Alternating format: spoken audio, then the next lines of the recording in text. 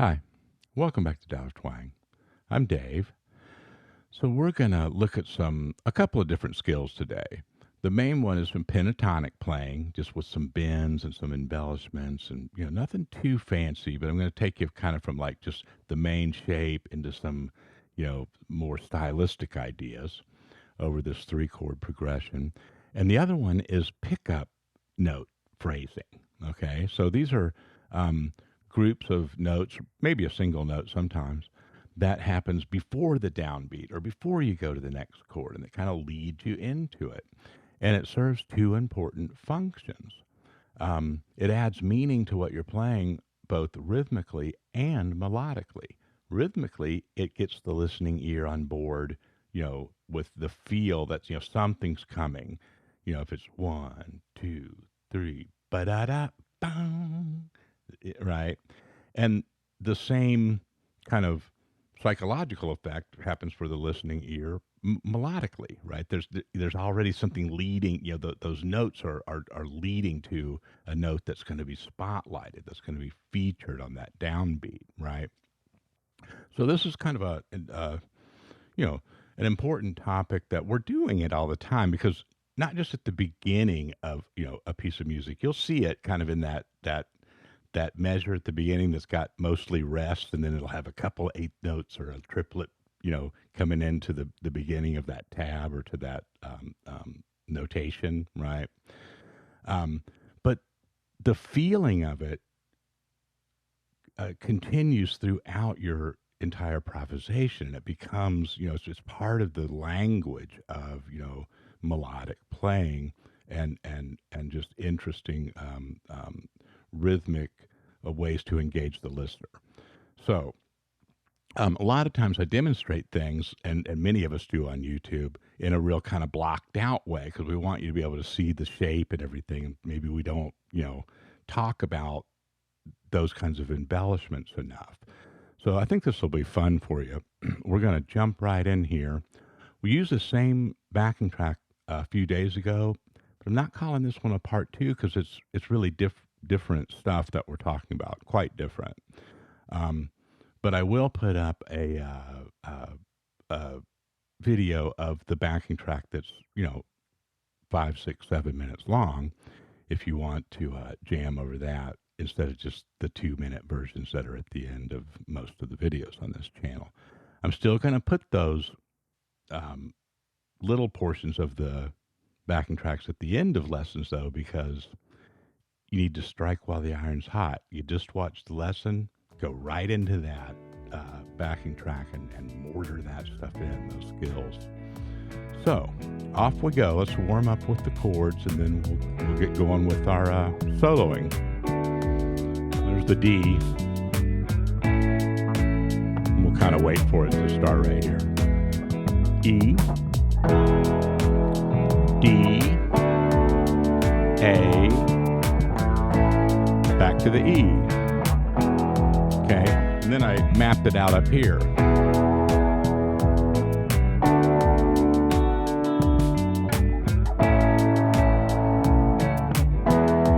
Okay, there's some other triad shapes, and that's where we're going to be working a lot in this area for part of this. So makes sense to, identify your triads right away.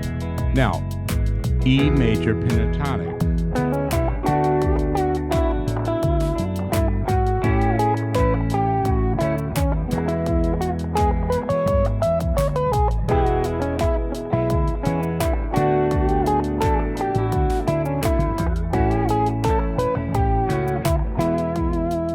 Okay, now I did hit a couple of other notes in there, right?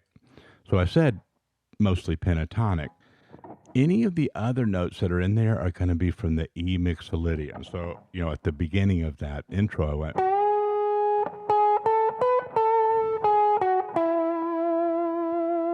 Okay, so,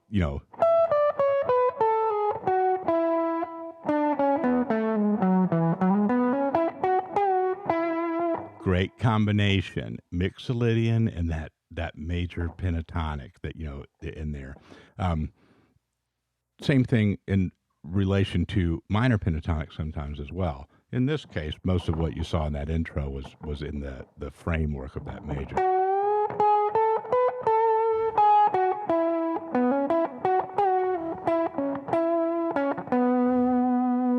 Okay, and of course your triads are going to show up. Every note in that E triad is already in that. And the D's got a couple outsiders. That one's part of the. And so those are real colorful notes, right? And that was featured more in the lesson a couple days ago where we were really spotlighting the triads over this piece, right? But there's some of that, at play.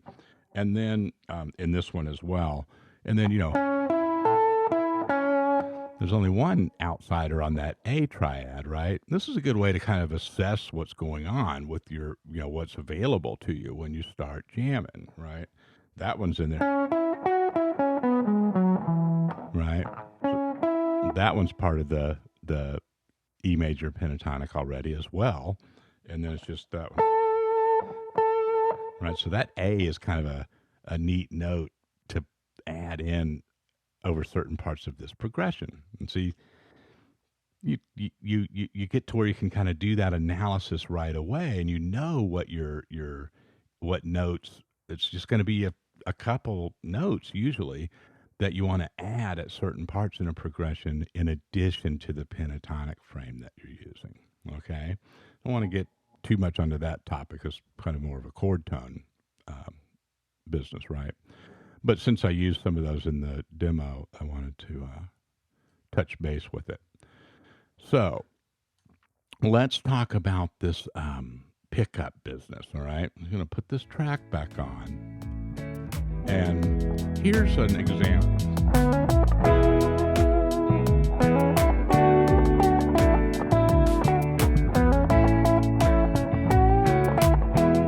Now the pickup is the downbeat is right.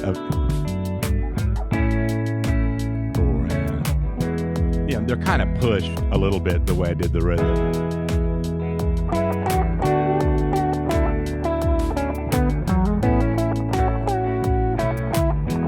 Now I'll do a pickup.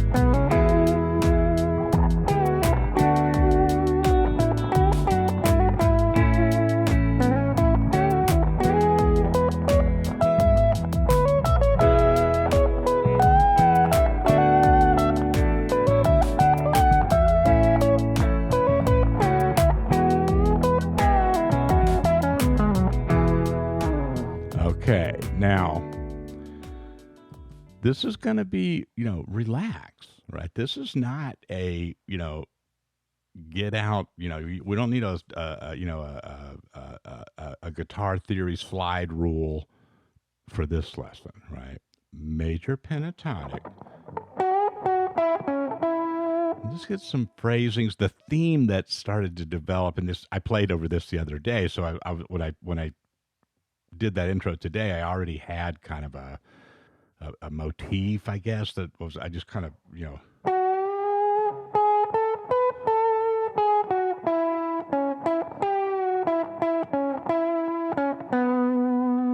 I already have a melody that I've kind of, I've already put a signature over this progression, right? Because I've been messing around with it for a couple of days, right? And you will too when you use these backing tracks.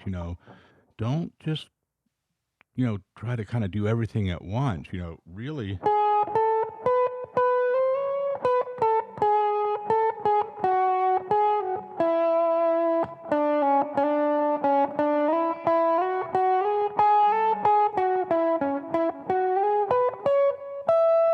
you know, I can kind of hear the chords in my head, but put a backing track on and relax and really find some notes that sound good to you.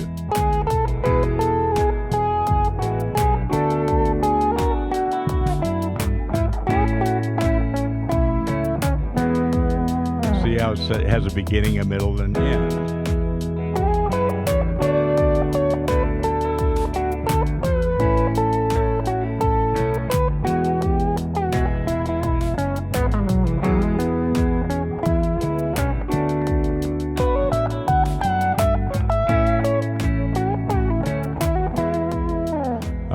Now, this pickup stuff can be like a note or two, but can also be, kind of a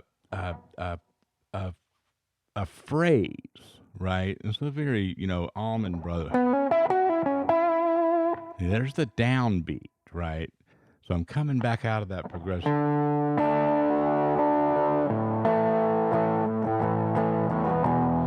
1, 2, 3.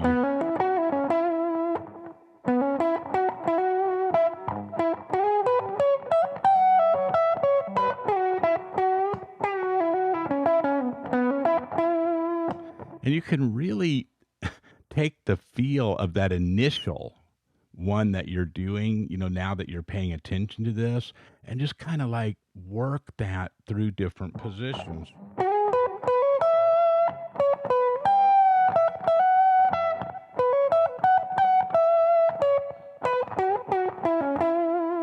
So see, each note that's like the that has the most meaning isn't the first note, right?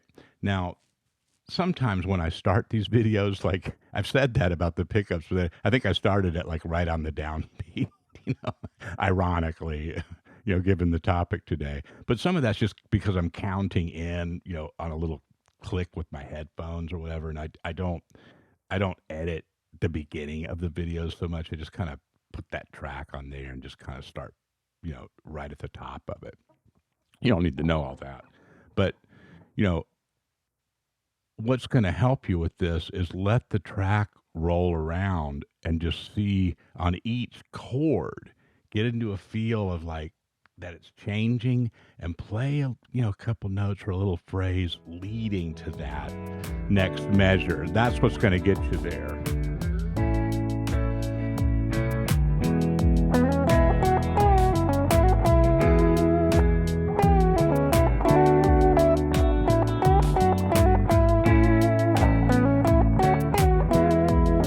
Kind of doing the same one over all the chords.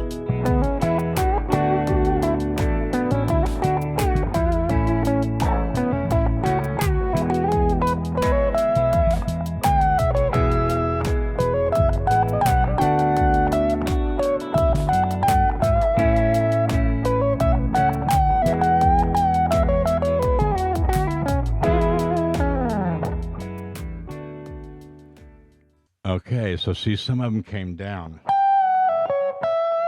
That's my target. It's just the root of the E. 2,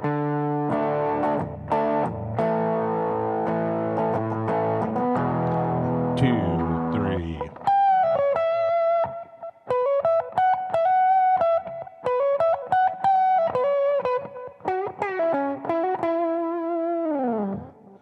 Right? That last little piece right there was an example of just using the same motif, bending from down. I like to bend, just start with it bent. I like that's an Allman Brothers staple from way back, right? It's not like, oh, I'm gonna mess around and then I'm gonna start adding emotion to it later.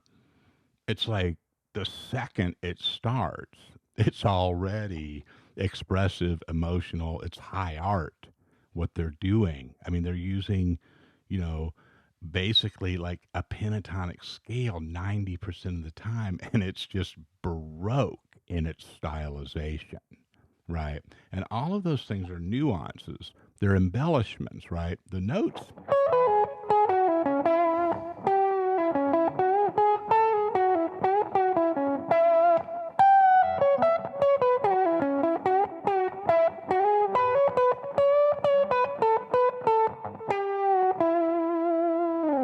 really slow things down, get those bends going, and let the track start feeling where the downbeats are and start anticipating the downbeats with these embellishments and different rhythmic and melodic embellishments, and it will come alive. And it doesn't have to be very complicated. It doesn't, you don't need a lot of theory, at work when you're doing this.